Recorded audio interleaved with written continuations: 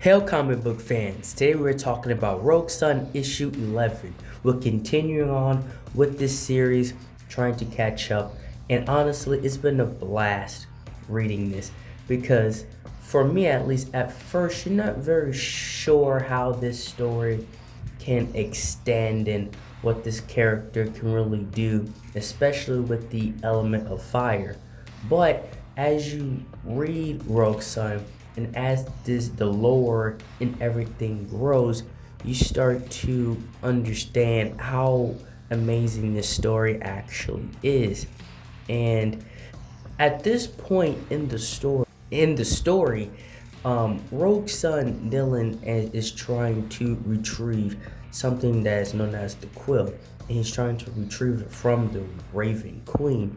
And for him, this is going to be nearly impossible because what is known as the quill, it is the origin of it anyway. It is known as the last phoenix feather. And before they actually get into that, we are shown Hellbent and Hunter, the son, and he's trying to actually expand his drug smuggling business. He's trying to use this power to muscle his way and to become the head honcho. But Morningstar, aka Satan, has other plans. He really wants that quill. So he's forcing Hellbent to encourage Rogue Sun to hurry up with it. And when all this is happening in the underworld, the kids are finally at this prom and everybody seems to be enjoying themselves and having a good time away from the underworld of BS that they have no idea about. And Dylan is not talked about in the greatest way possible here, and everybody seems to be, I would say, better off. And even the one guy that considers them friends, he tries to speak up for him, but that's about it. And Dylan's once was girlfriend just tries to blow off the very existence of him in the first place and enjoy her night. And you don't really see that when it comes to the head character being the superhero in most situations. But with Dylan, he's really ended up sounding like his father when you hear him from the perspective of other people.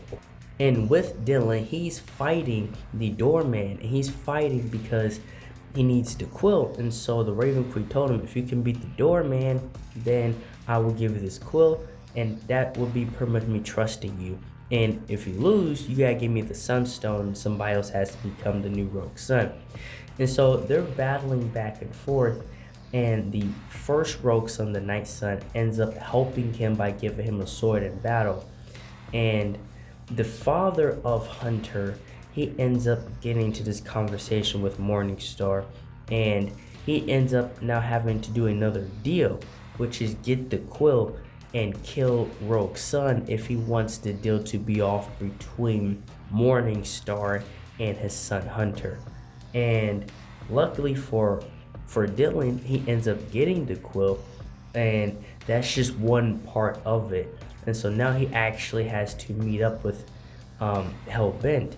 But him and Collab, they end up having this conversation about how their fathers, and how they both came from men that were not great at all, and how they both had grown up and become, at least tried to become better men than they were.